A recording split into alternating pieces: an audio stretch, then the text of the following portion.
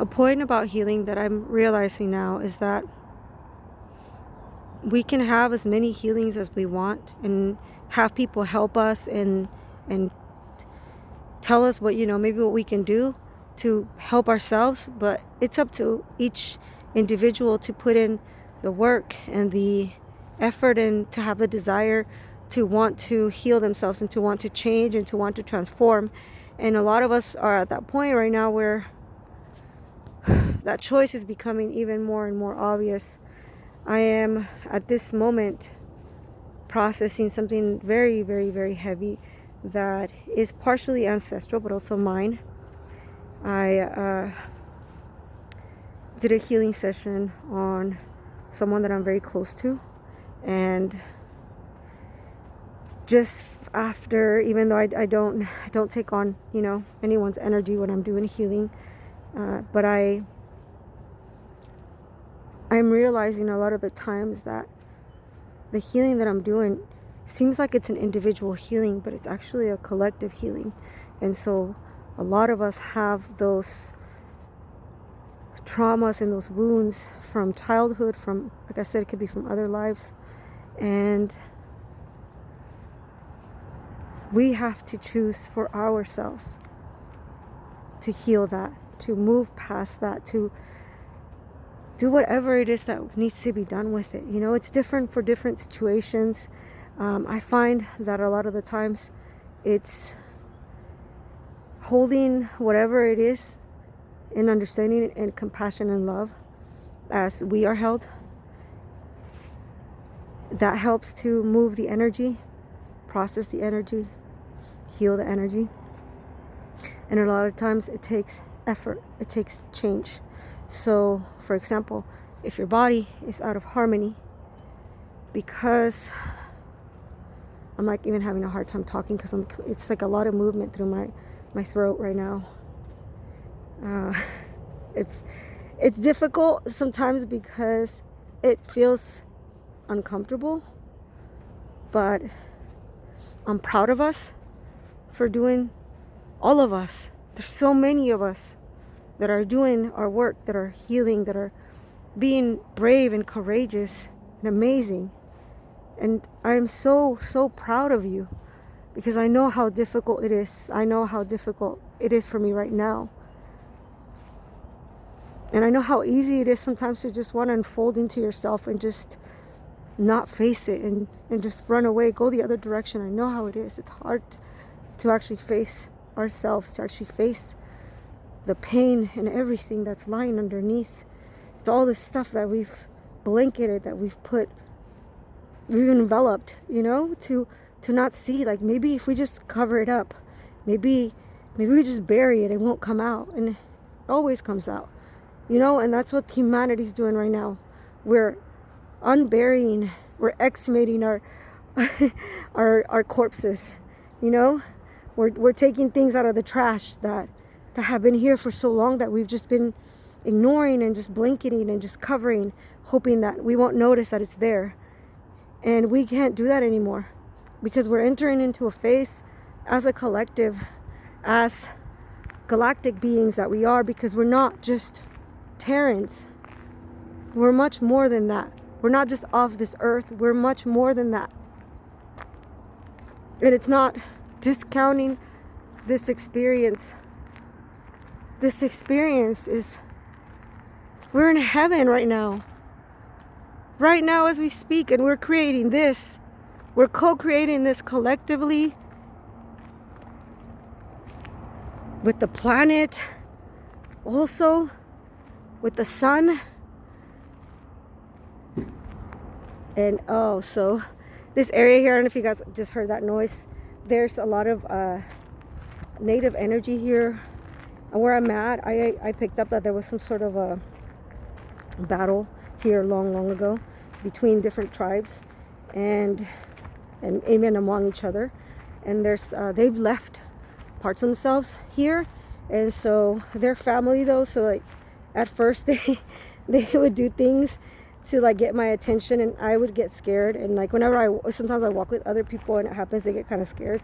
But I actually was able to make friends with them, and I now, like, we see each other as family, so they'll do little things to try to get my attention. So just like, I don't know if you guys heard that little tap, but anyways, I'm going way way off, but I'm feeling lighter. Like, I feel like laughter helps me to feel lighter.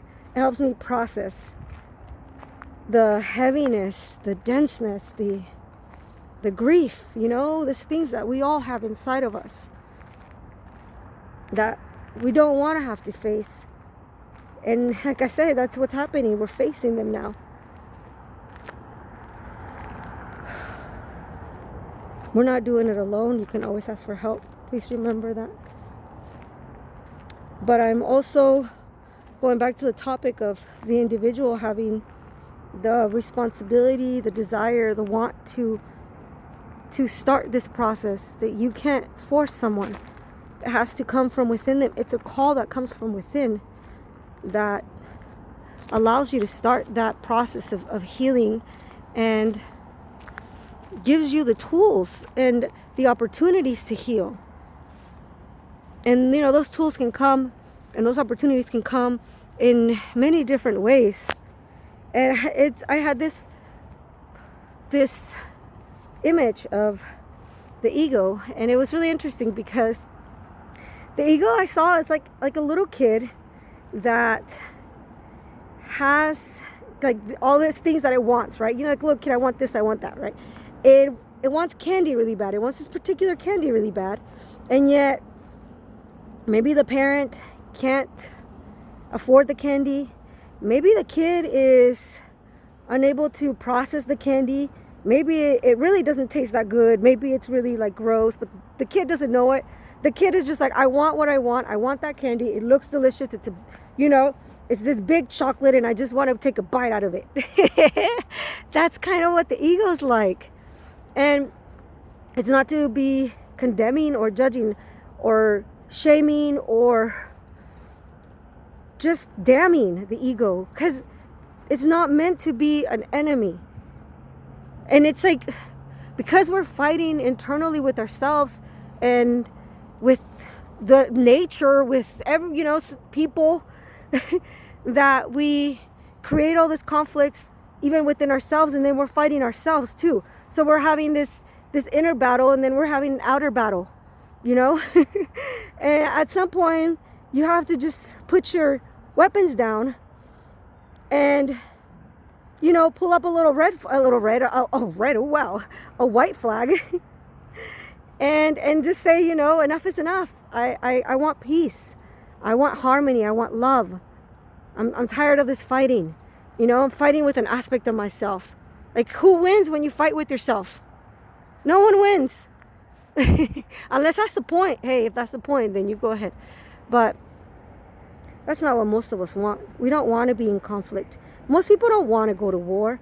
The people that want to go to war are like, that's like something else. That's a whole nother topic. But the majority of people, if you interview them, they don't want to go to war. They don't want to be fighting. What happens with some of us is we've been fighting for so long that we don't even know how to put our weapons down and stop fighting.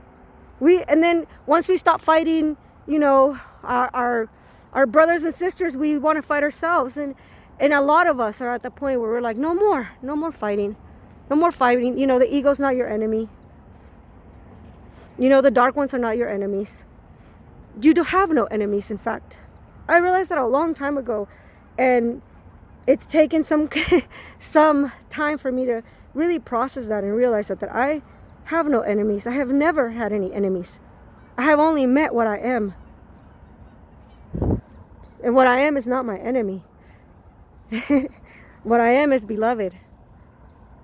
And beloved is in all.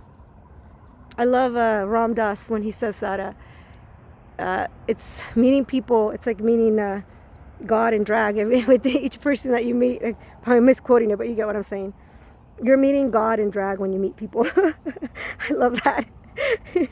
And I actually was being taught a while ago about how to see my own inner light temple sanctuary within, and then to learn and practice to do that with everyone else that I meet. So every person that I encounter, see that same light, that same that same source within them. And then how do I treat them?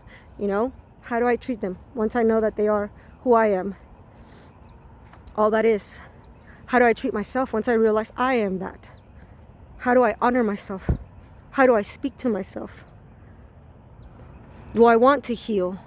Do I want to move forward? And if I choose to do something different, there's nothing wrong with that either. Nothing wrong with that. Absolutely not. But this planet is an ascending planet. And so if you're on this planet now, and you're going to be planning on staying on it as it is, as it's rising, you're going to have to rise with it. And everything is changing. Like every day I feels like it's more like all these things that were unreal, that like were just concepts, are like becoming real. And they're coming into like the mass consciousness, awareness, and like the starseed thing that's been talked about very negatively recently. I saw it on like there was like a Daily Mail article on it that said we were crazy pretty much. and then there was like a news about it saying that oh, I just saw something pretty, saying that how are we helping? Look around. How is it that we're helping? And it's like they're thinking on like we're working on a microcosm to a macrocosm. So we are working with our energy, grounding our energy. A lot of us are working with like the grid. A lot of us are working directly with the planet. And I do all three. And then a lot of us are anchoring codes from our home planets, from our civilizations, from our consciousness. A lot of us are doing healing. A lot of us are just working within ourselves to project these energies forward so that it assists everyone. And there's actually infinite ways in which you could help.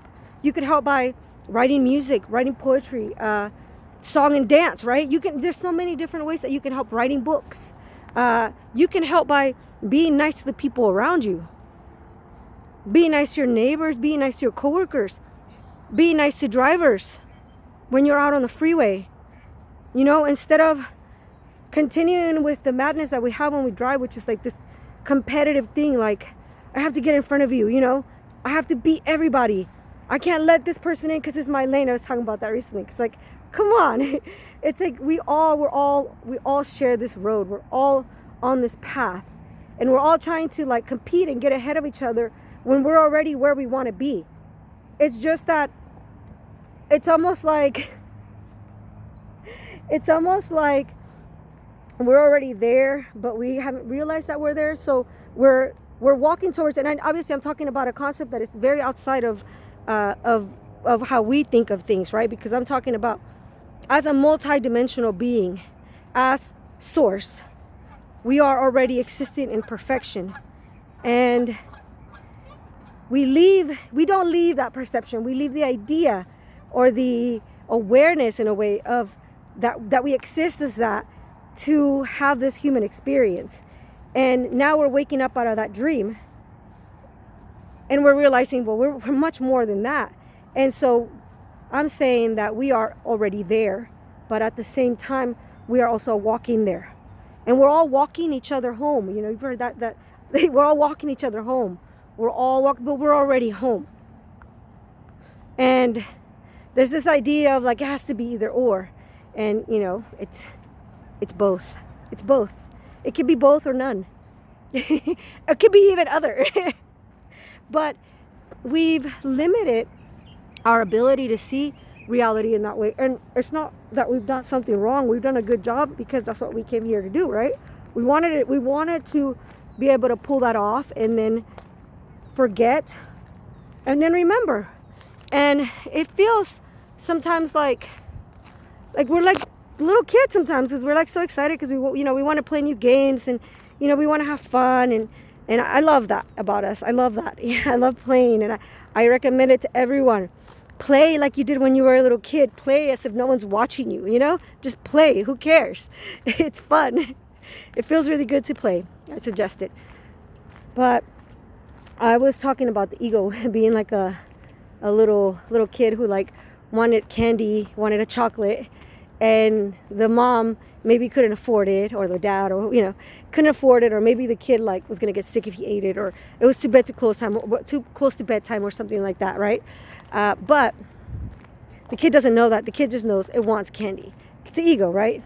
And so the parent is like the higher self, or like source, that like knows everything, is aware of everything, sees the full picture, and realizes this kid can't have this chocolate, or this kid can't have this because it's going to be bad for it. But the kid doesn't realize that. And so there has to be some mercy and some compassion for this child who is so badly wanting something that is not good for it. And it helps me understand the ego in a different way. It doesn't have the full picture. And that's what happens as humans. We don't have the full picture, but we want to make our decisions based on the limited information that we have. And we do a great job for the most part. I believe that a lot of the things that happen are orchestrated in many ways. Yes, we're co-creating. Yes, we are powerful. Yes, we are involved. But we're co-creating this with our source. And sometimes we don't know what's ahead. We only know what's behind and what's in front, or what's like in front of us right now. But we don't know what's ahead, and we make decisions based on what the ego wants, without maybe checking in with our own guidance or our own intuition. And with time, you learn to trust that, because I feel like the universe will train you on how to use your intuition and all that stuff. At least that's how it's been for me. Like I literally, like, all my structures even my foundation had to be torn down, because I needed that to happen. I needed that to be made brand new. I was able to deconstruct, to reconstruct. Sometimes we have to be taken to a point of resetting, and we get to rebuild from a new space, from a new perspective, a new view. And that's where a lot of the magic happens. So the point of this is to learn to trust, which is so hard for a lot of us because we don't trust ourselves.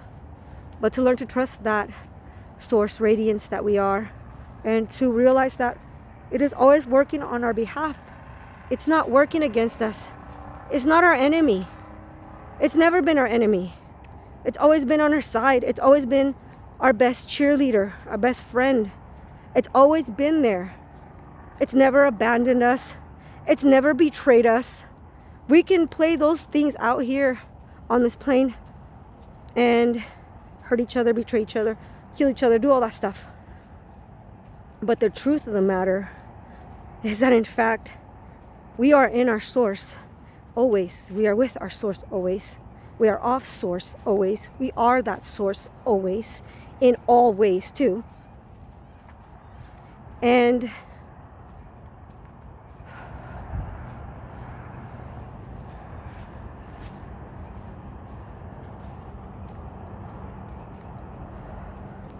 although we may not have all the information that we need, we can fully trust that we will be guided or moved to action when we need to. That if we need to take a step back from something, we can. If we need to take a step forward or even sideways, we can do that. To know that we are supported, that we are loved, that we are guided, that we are powerful, that we are beautiful,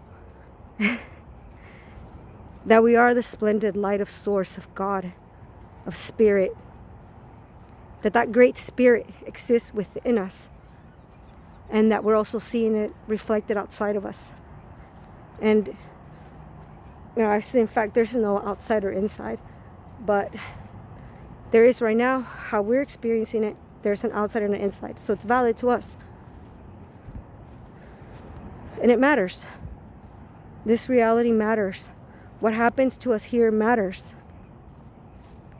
But someday, many of us we'll look back at this lifetime and we will realize the truth, and we will appreciate this reality in a way that we never thought we could.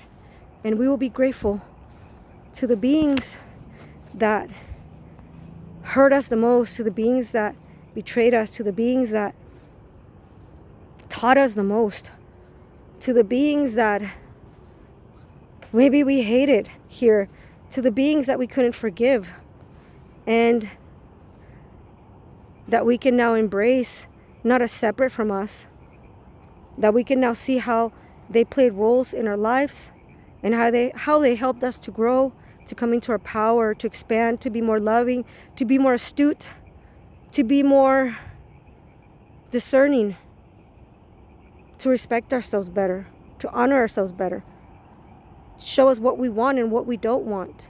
And I'm realizing that part of the awakening in the ascension process is this. It's like I've been holding on to all this little like packages that I've been putting on top of myself.